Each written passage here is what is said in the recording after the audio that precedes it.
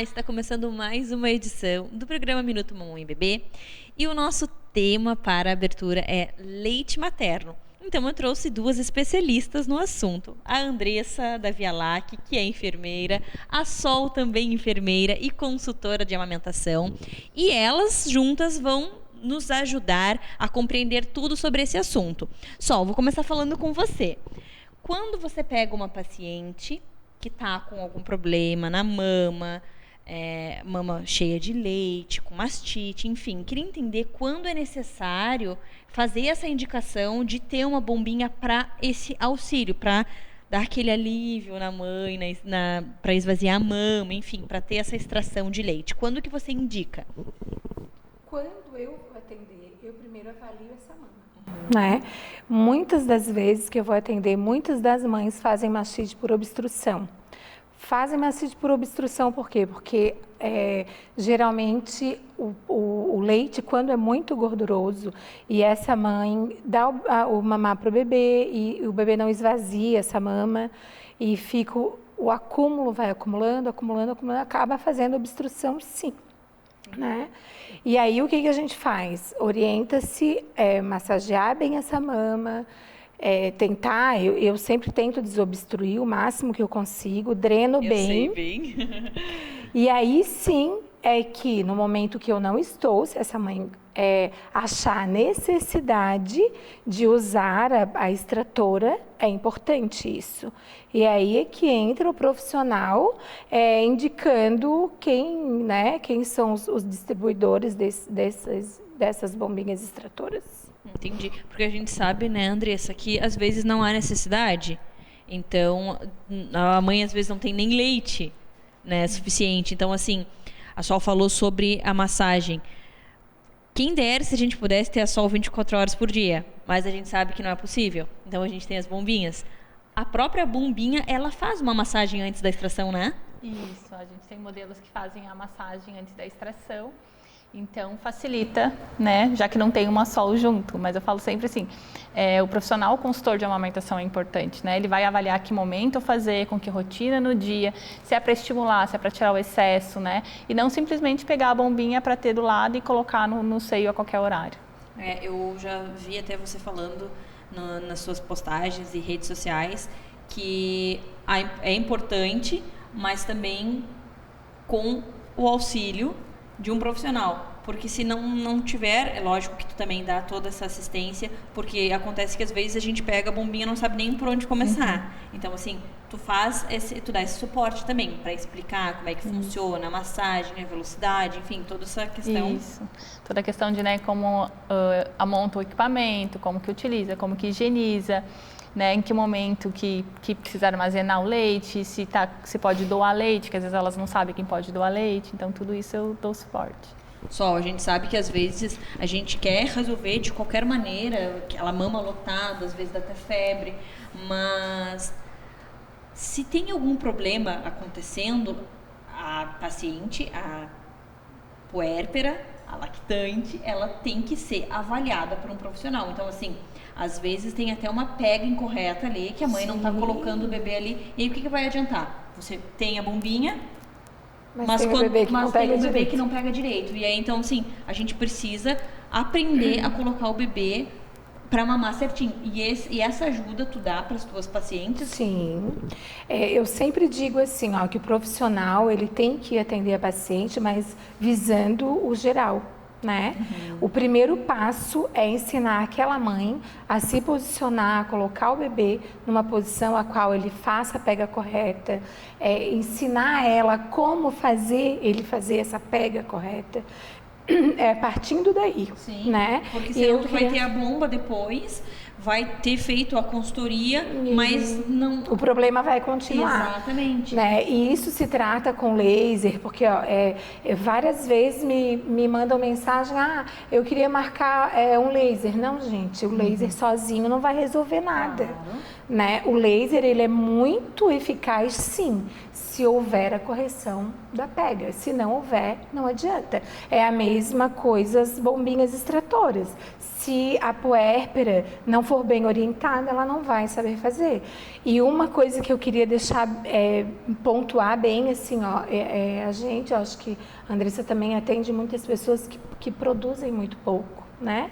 E tem os exercícios que a gente faz com a bombinha extratora, que é bem eficaz, assim. Eu tenho trabalhado muito em cima disso e que realmente, assim, se for uma semana fazendo aquele exercício correto de manhã, de tarde ou em qualquer horário que ela conseguir, porque é 1 hora ali cravada fazendo o exercício.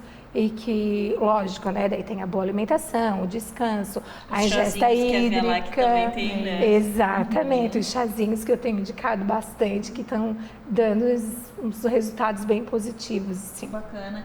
Então, assim, também tem vários tipos de bombas, né?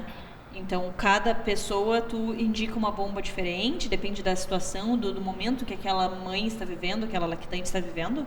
Isso, que, por exemplo, se a mãe vai sair esporadicamente para um jantar, um exemplo, e quer deixar para um período, ela pode pegar um modelo mais simples, que ela vai extrair uma vez no dia, 2. Então, pode pegar um modelo muito simples que atende já a necessidade dela.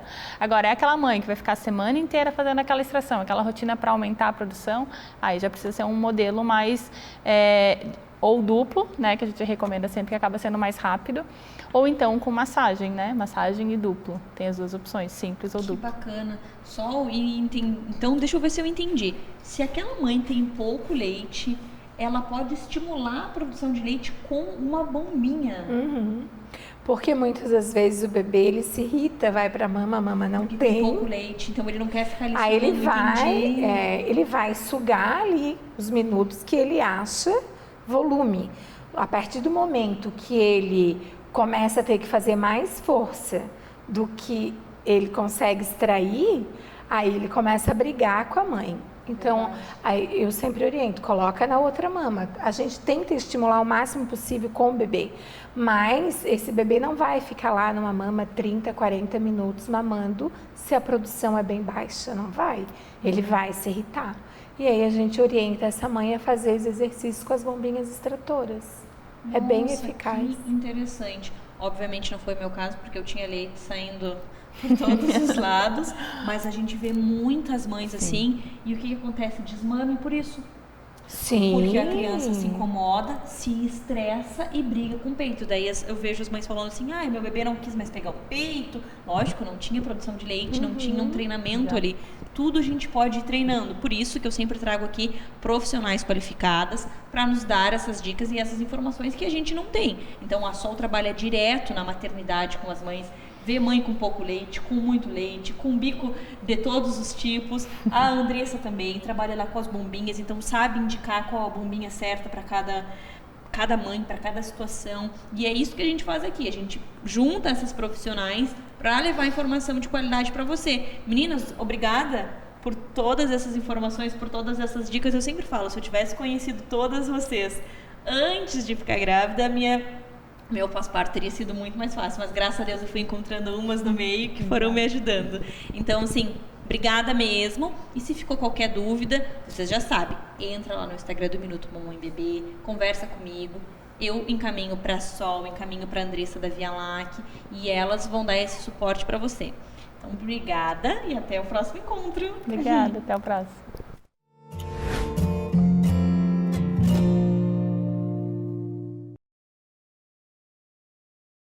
Um lugar pensado para quem quer amamentar.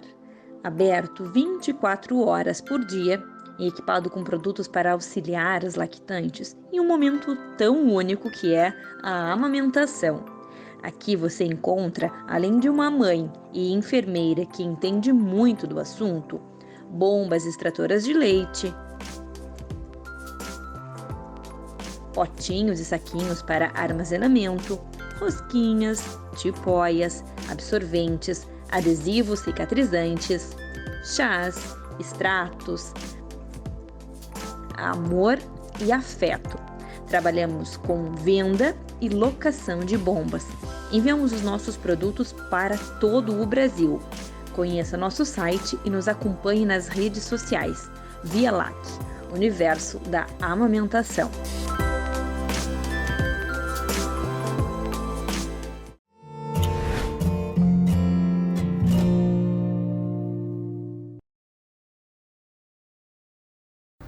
Vamos falar sobre desfraude com a Fran, nossa pediatra. Bem-vinda ao nosso programa. Obrigada, boa tarde. Boa tarde, querida. Então, vamos entender como é que funciona esse processo do desfraude, se é a mãe que escolhe, se é a criança que guia, como é que você ajuda as mamães que vão lá no seu consultório a entender qual é o momento certo, enfim, conta pra nós.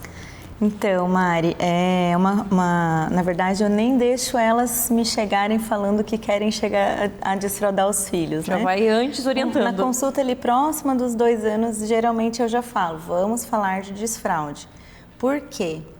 Existe culturalmente uma aceitação bem baixa de que a criança possa ficar mais tempo de fralda, né? Então, chegou os 2 anos, muitos pais chegam já falando, nossa, mas 2 anos e 2 meses ainda está de fralda? Como assim? E todo mundo na volta começa a te questionar. Tá, mas você não vai tirar a fralda dela? Mas ela é bem inteligente. Inclusive, quem nem te conhece, né? Nossa, mas ela é tão grande. Exatamente. Então, assim, a gente tem que entender que, na verdade, é um processo que a criança tem que passar por si só, né? Então, o desfraude, ele tem até 5 anos para acontecer, Olha né? só. A partir dos 18 meses, né? 1 ano e meio, a criança já começa a ter alguns sinais, né? Começa a amadurecer os esfínteres, né? Mas ela pode completar esse processo todo do desfraude, diurno, noturno, urina e pré-cocô, só perto dos 3, 4 aninhos, geralmente mais perto dos 4 aninhos. E tá tudo bem, né? O que acontece quando a criança chega nos 2 anos? Ai, doutora, como é que eu faço para desfraudar o meu filho? Aí, na verdade, o que a gente fala é, o seu filho vai desfraudar sozinho, a fralda não é tirada, ela é deixada pela criança. Olha só, então, isso é realmente cultural. Cultural, exatamente. As pessoas antigas falam, porque eu tirei da minha filha com tal idade. Só que também, hoje, a gente vê vários adultos com problemas que estão relacionados ao desfraude precoce. Isso. Existe isso, né, Fran? Existe. Na verdade, existe o problema na fase da criança mesmo, né? Criança ali com 5, 6 anos que tiveram um desfraude precoce acelerado, assim, pelos familiares, podem ter infecção urinária de repetição, dentre outras coisas, né? Mas a infecção urinária de repetição é uma das mais comuns, assim, e que pode levar à lesão renal, entendeu? E o adulto, né? Se você for investigar a história de um adulto, por exemplo, homens com dificuldade para manter ereção, mulheres com vaginismo, são buscando assim na memória não da própria adulto, mas da mãe dele, dessa pessoa, o desfraude foi assim, assim, assim. Então a gente já percebe que tem essa história sempre positiva. Olha só como é importante a gente respeitar, porque vai chegar um momento que a criança vai entender sobre o cocô, sobre o xixi, vai saber que é ela que faz, que ela que controla, que a fralda vai incomodar, que ela vai querer tirar. Então, daí são alguns sinais de que a criança está ficando pronta, né? Então, assim, a gente sabe que tem sinais para introdução alimentar, então, o desfraude também, ele vai te dando sinais, e aí tu vai compreendendo, conversando com a criança. Eu acho que precisa ter uma conversa, a criança precisa se comunicar. Poxa, como é que tu vai tirar a fralda de uma criança que nem fala, sabe? Tu falou num ponto bem importante, que é a linguagem, né? A criança tem que querer demonstrar com a falar, estou com xixi, estou com cocô, tira o meu cocô, troca a minha fralda, me leva no banheiro, entendeu? Então, ela tem que querer esse processo todo. Eu acho que às vezes as mães pulam etapas. Isso. A criança não está nem se comunicando e você já está tirando a fralda dela. Não, primeiro tem que vir a fala, depois pensar em alguma outra, né? A questão do amadurecimento dos esfínteres, né? Então, os sinais no desfraude, eles são só sinais, sabe, Mari? Como algumas pessoas chamam de zona de desfraude, que pode acontecer até ali no 5º ano que eu estou te falando, né? Então, assim, como é que funciona? Eles vão dando alguns sinais e depois param de dar sinais. Claro. Depois eles dão mais alguns sinais, depois eles param. Mas vai ter um momento que esses sinais vão estar mais intensos, né? Eles vão se motivar mais a irem até o vaso. A gente não tem que pressionar, porque esse momento tem que ser um momento bom. Não pode ser um momento ruim, de pressão, de senta aqui para fazer xixi, senta aqui para fazer o cocô, entendeu? Isso não funciona. Tem que com a ser criança natural. não funciona, tem que ser bem natural. E uma dica muito importante é que, assim, eles precisam conhecer as secreções deles, né? E eles têm que gostar das secreções, eles geralmente gostam das suas secreções, né? Então a gente não tem que tratar, por exemplo, o cocô Ai, que nojo. como algo ruim. Que feio. Tratar como alguma coisa que saiu do corpinho dele, né? Lá em casa eu até costumo brincar com a mais velha, que vamos dar papá pro vaso, entendeu? Então tem que ser uma coisa boa. E eles têm que ter essa intencionalidade. A palavra principal, acho que, do desfraude é isso. A criança tem que ter a intenção de querer desfraudar por conta própria. Nossa, adorei essas Nesse dicas. momento, é o momento que ela vai desfraudar. Sim. Entendeu? E outra coisa, outro ponto que é bem importante é a respeito do desfraude do cocô. As fezes da criança têm que estar boas. Não pode ser uma criança constipada, que o desfraude dificilmente vai acontecer. Porque geralmente a criança constipada, ela tem medo de evacuar. Porque dói, Porque ela não dói, tá porque confortável. tem um desconforto. Daí vai lá então- pro vaso fazer algo que já não é legal na fralda, que já Isso. incomoda, que dica interessante. E outra dica seria que a criança, às vezes, tem muitos pais que falam, eu vou deixar de calcinha para poder escorrer o xixi, daí ela perceber e não gostar, e daí isso daí também só vai causar humilhação. Entendi. Entendeu? A criança entende como se você vai lá e reprime, porque, mas você fez xixi aí, podia estar fazendo no vaso.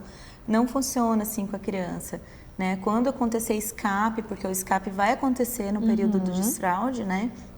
Tá tudo bem, aconteceu, vida que segue, né? Mas a gente precisa sempre estar disponível para eles, né? E em relação ao cocô que eu estava falando, as fezes têm que estar bem macias, né? Não tem como uma criança que tem medo de fazer cocô tirar a fralda, porque ela não vai querer se sentar no vaso, entendeu? Então, uma outra dica é deixar um piniquinho na casa.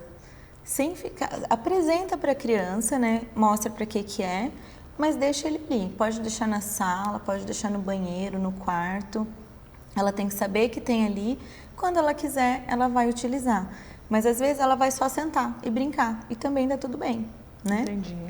E ela precisa desse estímulo visual também, porque a criança trabalha muito com a imitação, né?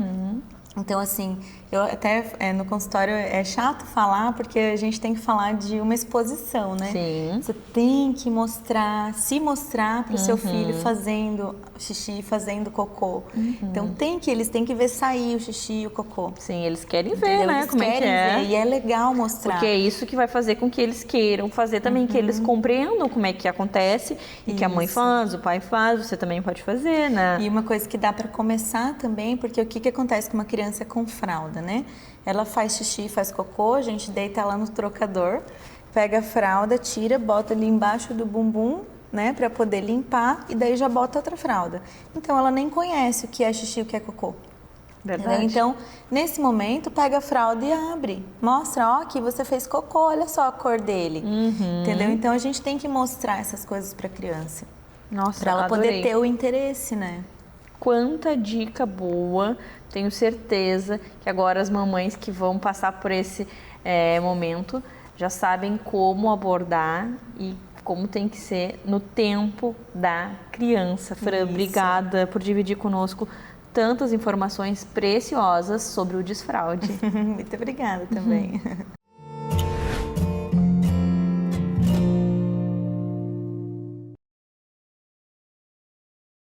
Você conhece a Dr. Kids? A Dr. Kids é um serviço inovador de atendimento pediátrico que atende seu bebê na segurança da sua casa, no conforto do seu lar, de maneira rápida, humanizada e eficiente. Com apenas alguns cliques, você localiza e aciona o pediatra mais próximo de sua casa. Baixe já o aplicativo para iOS ou Android e chame seu Dr. Kids. Dr. Kids, cuidando do que você tem de mais precioso.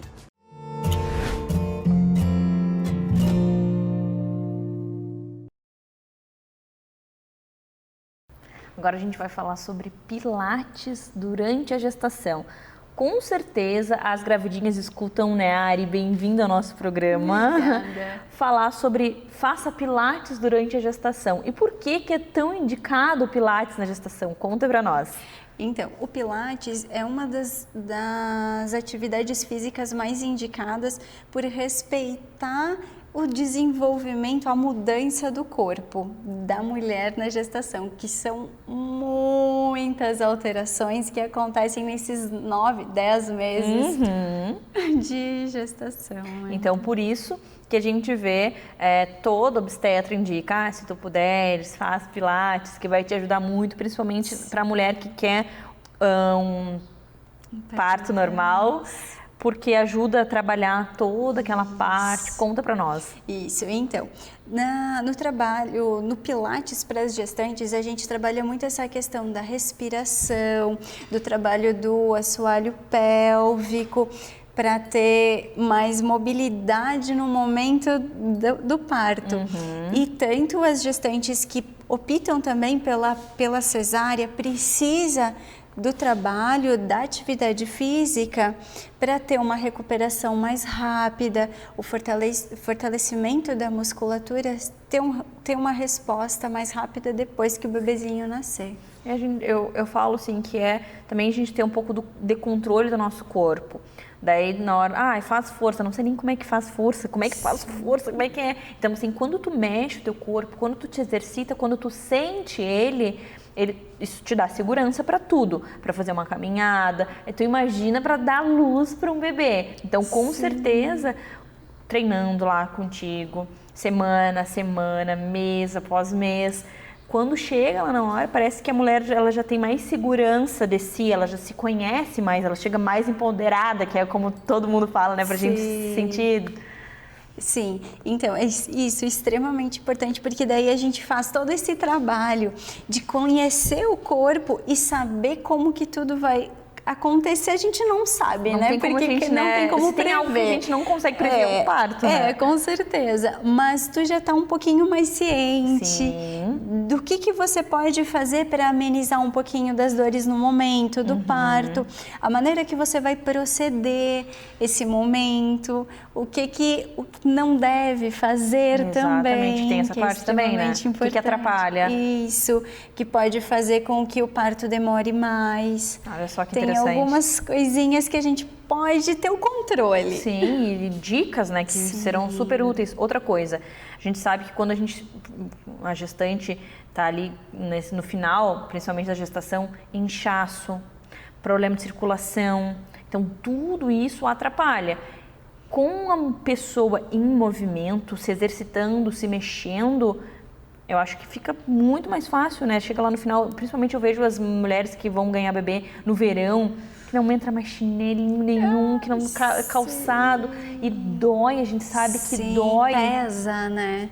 É muito desconfortável esses edemas gerados pela gestação. E sim, com a atividade física a gente consegue melhorar bastante essa questão. Mulher ativa, né, com os exercícios próprios, isso traz uma qualidade de vida. E eu brinco muito com as minhas mãezinhas, quanto antes elas começarem a fazer atividade física, melhor vai ser a gestação. Com certeza. Porque a gente tem fases, né, na gestação. E cada fase precisa ser respeitada. E então, na primeira fase, é o momento em que ela tá meio cansadinho, o primeiro trimestre, os enjoos, aquela mudança inicial da gestação. Então a gente precisa respeitar isso, trabalhando um pouquinho de relaxamento. Cada uma é individual, né? Mas a gente consegue estimulando isso. No segundo trimestre é o uau! É a melhor fase. Ótima. É a melhor fase da gestação, que tu ama a barriga, que tá tu se não sentindo linda. Então, aí essa fase é a que a gente tem para tirar o couro da gestante. Agora tu vai sofrer. E aí aí a gente consegue fazer um treino de força um pouquinho maior. E a barriga também não tá enorme, Sim, né? tá confortável aquela fase. Não dói, porque a cabeça não tá empurrando ali. Sim, ainda não, legal. às vezes não tá cefálico. Aí também vem a questão que a gente consegue, com exercícios, ajudar o posicionamento do bebê, deixando ele cefálico. Isso bacana. a gente pode trabalhar no terceiro trimestre também. Olha só. Que aí já é um momentinho que a mamãe começa com os edemas, Sim, tá mais cansadinha, cansada. tem um pouquinho mais de peso, que aí a gente tá trabalhando ainda mais mobilidades, trabalhando... Respiração, porque já tá apertando tudo, né? Então, a respiração vem desde o início. Para chegar nesse Para momento chegar melhor. nesse momento, Olha só. por causa do nosso diafragma. Como vai tudo se acomodando ali dentro, o diafragma vai pressionando. E cada vez a respiração da mãezinha vai ficando mais curta. E precisa desse treino desde o início, saber ativar o diafragma dela da maneira correta, respirar da maneira correta, para depois, no final, na hora do parto, isso vai ser imprescindível. Que bacana. E daí, assim, a gente fala numa mãe, uma gestante, que fez todo o acompanhamento de Pilates, teve o trabalho de parto, com certeza, melhor do que uma mãe que não se exercitou. Sim. E depois, quando a gente pensa num pós-parto, também acredito que seja melhor também, né? Com certeza. Porque como a musculatura já está sendo trabalhada desde o início, de assoalho pélvico, o abdômen, já está sendo preparado da maneira correta, no pós-parto vai ser muito mais fácil como é para importante, ter né? a resposta. Sim. Nossa, adorei. Adorei entender como é que funciona. Tenho certeza que as grávidas que chegam lá são super bem recebidas por ti e que devem ter resultados incríveis. Na minha próxima gestação, com certeza eu farei, porque eu ouvi muito falar sobre isso, mas é aquilo, comecei a gestação cansada, daí não tinha disposição, mas aí a gente tem que ir mesmo assim. Aí depois chegou a segunda parte que tu só queria aproveitar e passear, e depois vem o final que tu já tá acabada. Então por isso que é bom realmente começar lá do início, fazer todo o acompanhamento. E não consegui ter o meu parto normal, então penso que Pilates poderia ter ajudado também, né? Então acho muito válido. Obrigada por dividir conosco um pouquinho do teu trabalho, que eu sei que é tão incrível. E até o nosso próximo encontro. Obrigada. Agora a gente vai falar sobre baixa estatura com a Jéssica. Bem-vinda ao nosso programa. Obrigada. Jéssica é endócrino-pediatra, né? Isso. Entende muito sobre esse assunto, vê isso no consultório diariamente. Foi um tema que a gente escolheu para abordar, para tirar as dúvidas das mães que nos acompanham. Então, assim, me fala o que é baixa estatura, como que é diagnosticada essa doença? Sim, então a baixa estatura a gente define quando a criança tem uma estatura abaixo do normal para sua idade e sexo, ou também de acordo com o que a gente chama de canal genético, que é mais ou menos um cálculo que a gente faz baseado entre a altura da mãe e a altura do pai, para ter uma estimativa do que é esperado daquela criança, considerando a carga genética dela, que define boa parte da nossa estatura. A gente também considera, não chega a ser uma baixa estatura, mas uma alteração de crescimento, quando a criança não tem um ritmo adequado de crescimento, quando ela tem uma baixa velocidade de crescimento. Quando a gente detecta qualquer uma dessas alterações, é que a gente pensa na possibilidade de baixa estatura e aí parte para o diagnóstico. Entendi. E o diagnóstico geralmente é feito até mesmo pelos pais que percebem diferença em relação... Eu estou vendo as crianças, meu filho é mais baixinho, mas isso daí, quando bebê, não. Isso daí, ou sim?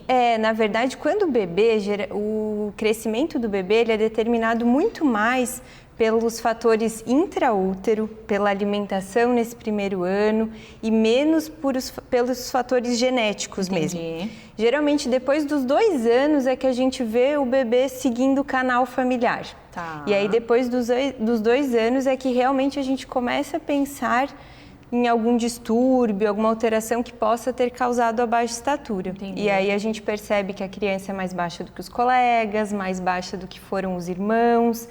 O pediatra muitas vezes percebe que no gráfico de crescimento, que é tão importante, ocorre um desvio do crescimento, uma alteração na velocidade, e é nesse momento que são necessários exames específicos, e em alguns casos o encaminhamento para o endocrinologista pediátrico, que vai investigar com exames mais aprofundados, né? Mais específicos para avaliar qual a causa da baixa estatura. Entendi.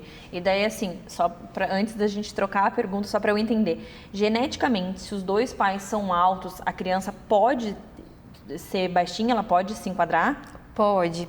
Em alguns casos a gente vê que a criança é baixa, algumas vezes isso pode não ser uma doença, mas a gente também tem que pensar que a criança pode ser baixa por motivos que não envolvam a genética, né? Entendi. A genética da estatura em si. Então a criança pode ser baixa por exemplo, uma doença celíaca, o hipotireoidismo, alguma doença que afete o seu crescimento.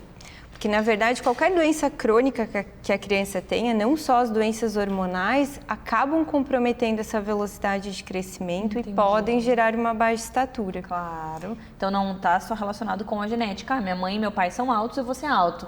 Então, não necessariamente. A criança pode ter alguma outra doença que não deixe ela se desenvolver e crescer. Exatamente. Entendi.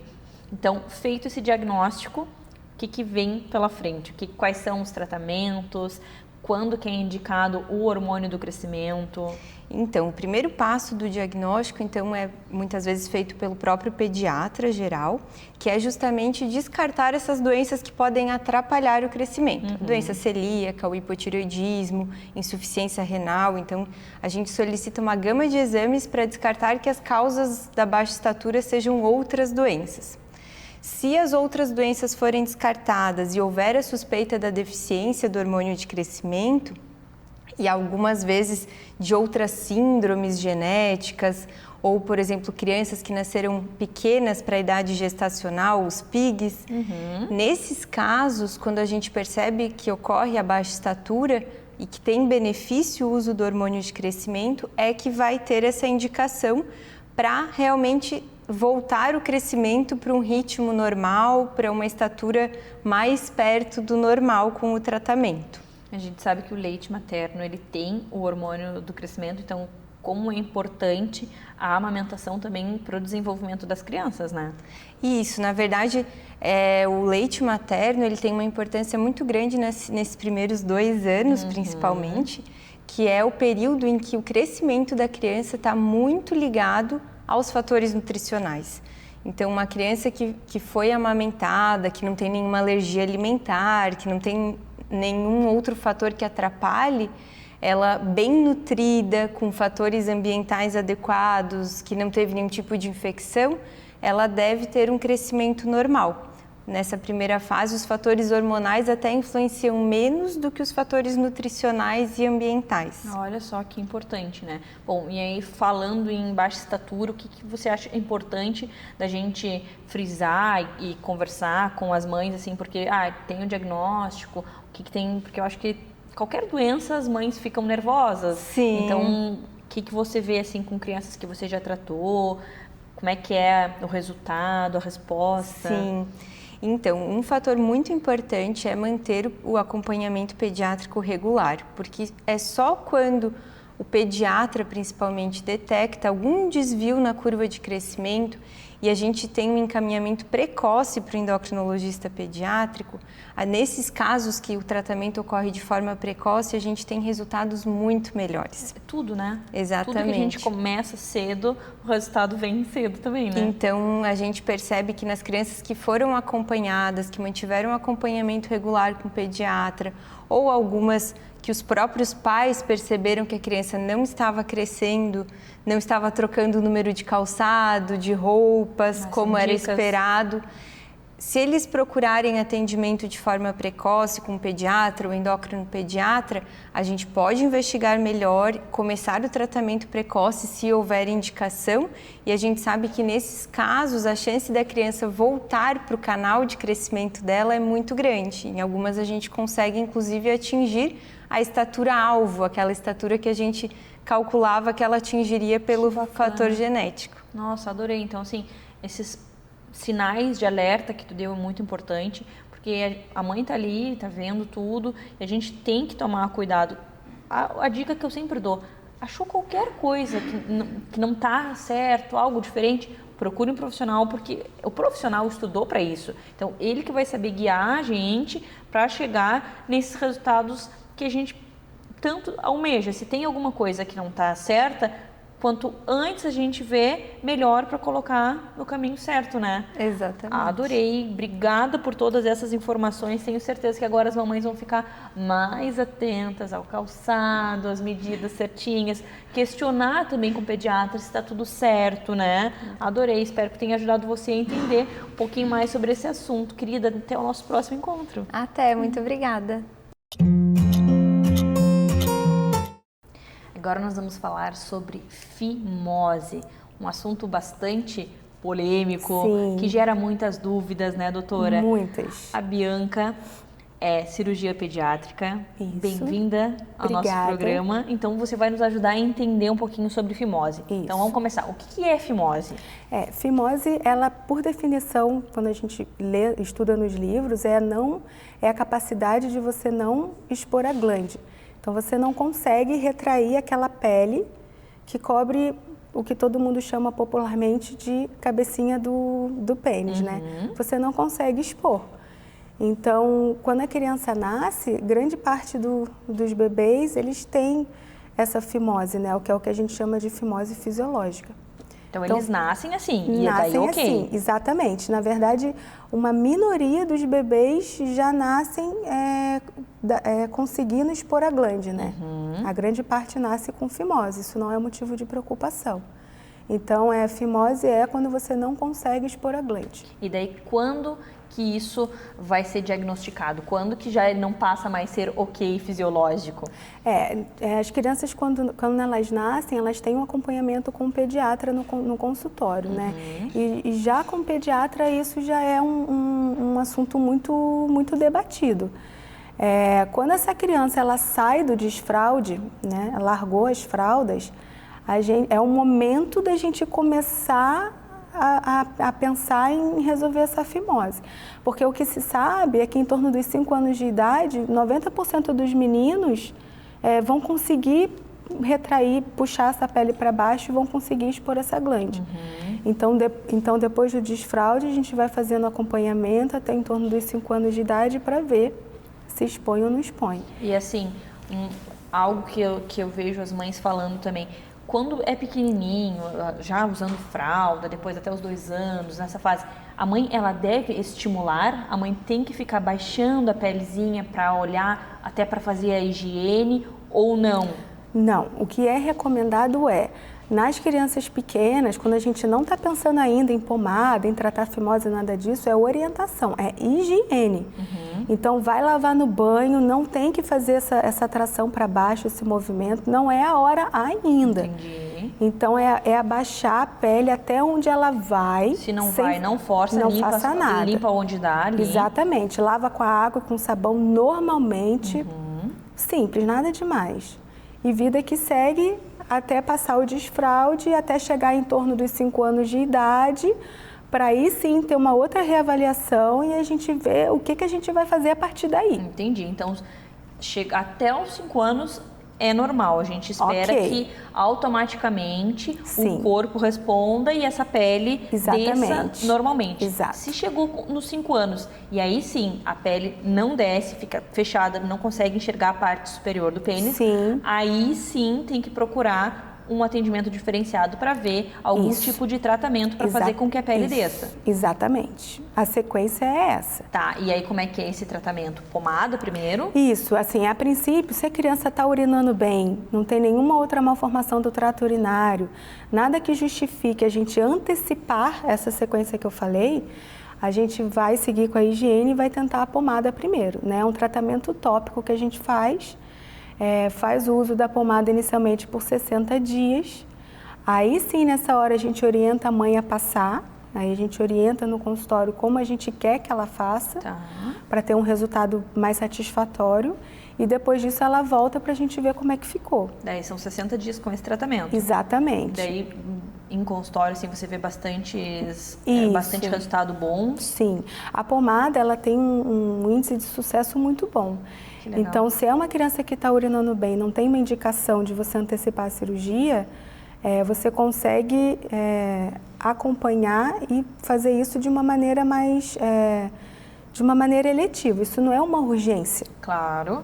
Então quando você pode tem uma ter calma. urgência é diferente. Sim. Mas quando tá tudo ok, pode tentar a pomada, pode tentar passar esses... Porque assim, a gente sabe que com certeza deve ser uma cirurgia não muito complicada. Porém, Sim. cirurgia é cirurgia, né? Então Exato. a gente podendo evitar e tentar de uma outra forma, eu acho que todas as mães gostariam, né? Exato, é porque quando a gente...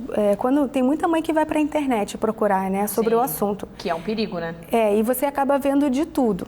Então, assim, antes dos 5 anos, a gente não vê necessidade de fazer uma cirurgia, né? E fazer uma cirurgia antes, às vezes, de tentar a pomada, também às vezes pode parecer um pouco agressivo, porque a pomada funciona muito bem em algumas crianças. Se tem chance de tentar e não vai prejudicar, qual o problema, Exato, né? E o importante é falar também que tem muita mãe que tem um conceito de que é uma cirurgia simples, né? Então, assim, é bom lembrar para as mães que toda cirurgia tem as suas complicações, né?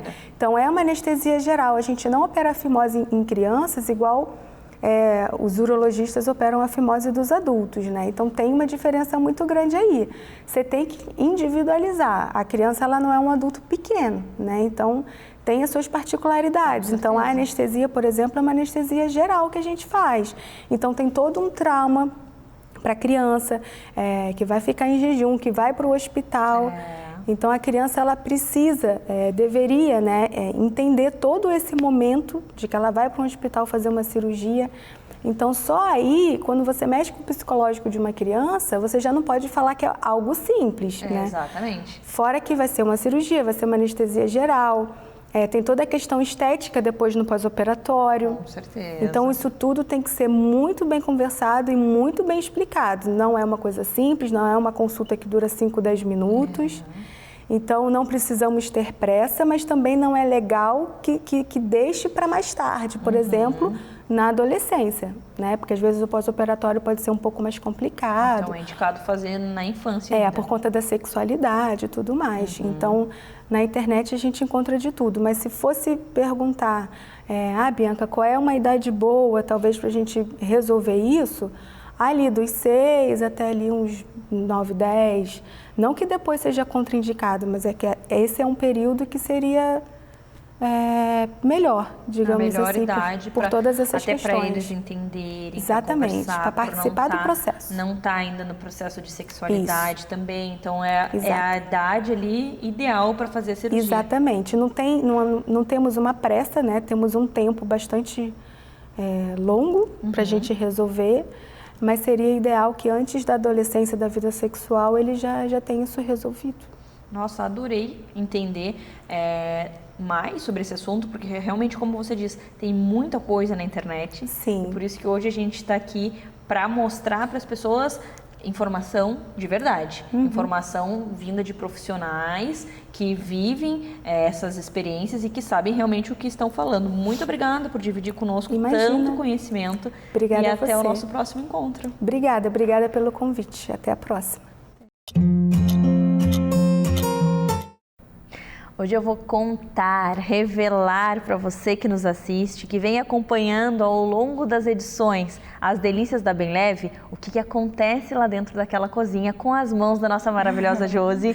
Bem-vinda aqui. Obrigada, tudo bem? Tudo bom, Josi? Então tu és a responsável por todas essas maravilhas que nos deixam super nutritivas, saudáveis, né? Isso mesmo, e com vontade de comer mais, né? Verdade. Josi, o que acontece lá que essa comida é tão deliciosa? Conta pra nós. Então, primeiramente, a gente coloca muito amor e muito carinho em cada preparação, né? Eu sempre falo que desde a cebola que eu corto até o prato que eu fecho, sempre tem muito amor e dedicação em cada pedacinho, né? A gente não... Para as pessoas que comerem, degustarem os nossos pratos, sempre isso, e sempre voltarem em busca disso, né? É verdade. Porque assim, a gente coloca ali no micro-ondas e já sai aquele cheirinho, parece que a gente que estava cozinhando. Isso. Então, assim, são os temperinhos mesmo. E isso que tu falou, assim, da cebola, enfim, dos temperinhos que tu usa. Nada industrializado. Isso. Tudo que vocês usam ali é tudo saudável, é tudo criteriosamente escolhido, né? Isso. A gente tem, assim, um grande número de fornecedores, né? Que a gente confia muito neles e os ingredientes são muito bons, prêmios mesmo, que a gente não tem perca, porque sempre vem para nós de grande qualidade. Então, a gente sempre, para um prato ser congelado, a gente tem que fazer muito teste. Claro. E não adianta, eu sempre brinco, né, que não adianta a gente só cozinhar e congelar. Porque na hora do descongelamento, alguns pratos soltam muita água. Exatamente. E aí, aos nossos olhos, isso não é legal. Não, porque daí tu vem lá toda empolgada para comer daquela água. E é uma coisa que não acontece com os pratos de vocês nunca. Eu já experimentei todos e eu posso garantir que não solta água. Eu, quando congelo a minha comida, solta. A gente sempre fala que é comida de verdade, né? A gente usa a matéria-prima de verdade. É a batata baroa, é a batata baroa. Sim. É o aipim, é o aipim. A gente não acrescenta líquido para render, como a gente vê. Então a gente usa... Eu acho que daí que quando descongela que dessora, tudo solta aquele... Então a gente preza muito pela qualidade de todos os nossos pratos. A gente faz assim... o que a gente gostaria de comer na nossa casa, né? Com certeza. A gente não quer a gente não quer dar para os nossos clientes o que a gente não comeria. Sem então dúvida. A gente sempre faz o que a gente gosta de comer. Tanto que toda a nossa equipe come bem leve. Né? É verdade. E isso daí é um diferencial, né? Porque às vezes, eu já enjoei, eu não gosto mais. E daí quando vocês não estão consumindo, vocês já não sabem mais o que está sendo entregue, né? Exatamente. Mas aí quando todo mundo consome, todo mundo tá ali na cozinha, eu vejo nas redes sociais, quando tá a preparação, lá tá todo mundo, olha o cheiro que dá essa cozinha. E a gente consegue imaginar e dá vontade. Porque assim, são pratos nutritivos, saudáveis e com a aparência bonita. Exatamente. É isso que eu acho sensacional, porque assim, a gente come com os olhos, né, Josi? E daí quando a gente olha a marmitinha, assim, o desenho dela, a fotinho já é bonitinha. Daí tu pensa, mas não é assim quando tu abre. E quando tu abre, a comida realmente... Sabe, não foi jogado, foi colocado com carinho, isso aí é mérito teu, né? Obrigada. A gente sempre preza por isso, né? O que está dentro do prato, da embalagem, é a foto real. É verdade. Lógico, tem alguma coisinha ou outra, alguma decoração a Sim, mais para, sem dúvida, um detalhe. Exatamente. Mas o que está dentro do prato é a foto. Então a gente vê, assim, bastante gente que comenta que quando abre o nosso prato é realmente aquilo. Não tem aquela decepção quando tu olha a embalagem do supermercado, aí tu vai comer, nossa, como mentiram, que marketing. Vocês não, vocês a gente abre e ainda é melhor porque tem o cheiro, que na foto não tem. Exatamente, ali tá provando que é realmente aquilo, né? É verdade. E a gente também, como eu comentei, a gente faz testes, né? Os nossos testes a gente faz... Pode me chamar para os testes. Tá, não, pode deixar. Pode deixar, na próxima eu te escalo. As meninas lá que ficam enlouquecidas quando eu imagino. E aí a gente faz os testes, a gente prepara o prato, congela ele, deixa ele no freezer, assim, 30 dias, 60 dias, para fazer o teste real. A gente descongela e a gente faz a avaliação. Que legal, para ver se realmente aquilo ali vai ser como se a comida estivesse fresca. Né? Tem pratos que a gente fez já, muitos, que a gente congela e na hora do descongelamento não é nada daquilo que a gente gostaria que o nosso cliente comesse. Então a gente já descarta. A gente não faz porque senão a gente vai decepcionar, né? Sim, vai perder o padrão bem leve que vocês já atingiram, né? Exatamente. Tu estava me explicando a respeito do tomate também, que a gente sabe que o tomate é um alimento que perde bastante água. Vocês têm todo um cuidado quando usa o tomate, né? Isso, o tomate, a abobrinha são verduras, né, que soltam muito líquido. Então, o que acontece? O tomate, por exemplo, a gente não pode congelar ele e depois descongelar. Se ele for grande, né? Em salada também não fica legal. É bom se a gente fizer a gente tira a semente e aí a gente congela, mas em forma de tempero. Não pode ser, exatamente, não, cortadinho em forma de tempero, né? Entendi. Não pode ser em forma de saladas ou então grande, alguma coisa assim. Ou batido, aí tudo bem. Entendi. Mas se não. A abobrinha ela solta muito líquido. Se você fizer o famoso espaguete de abobrinha, na hora ele fica sensacional. Depois não dá. Olha só. Ele vira uma água, não fica legal. E aí a aparência não... Aí você tem que ficar catando, né? Ficar pescando. A ideia era para ser uma sopa? Ficar pescando ali no meio. Então não dá. Então a gente preza muito pela qualidade e oferecer para os nossos clientes aquilo que a gente gosta de consumir também. Verdade. Fala um pouquinho sobre os pratos que vocês têm disponível no site, aí no menu da Bem Leve. Sim. A gente tem o nosso carro-chefe, que é o nhoque de sobrecoxa, que é assim sensacional, que é o que a gente mais vende, né? Tanto que é porque nhoque é uma delícia e tu pensa em comer um nhoque saudável, com uma sobrecoxa crocante. E ele é feito de biomassa, né? Olha só. O único no mercado. Que delícia, Josi. Isso. Aí às vezes as meninas brincam comigo, eu falo segredo de chefe, não conto pra ninguém. Não revela. Não revela. E aí a partir dele a gente já criou outros, né? A gente já tem o nhoque de caponata, também feito de biomassa, o nhoque de carne de panela, também feito de biomassa. Aí nós temos os nossos escondidinhos, tanto de carne quanto o de shiitake. Também no creme dele é creme de raízes e a gente também coloca biomassa porque isso ajuda a diminuir o índice glicêmico, né? Só. Isso, e também dá mais saciedade para todos, né? A gente tem também panqueca, também, que é assim, sensacional. Eu amo. É muito bom. De paixão. E aí, sem falar nos lanchinhos, né? Os lanchinhos é legal porque a gente trabalha muito com as mãos.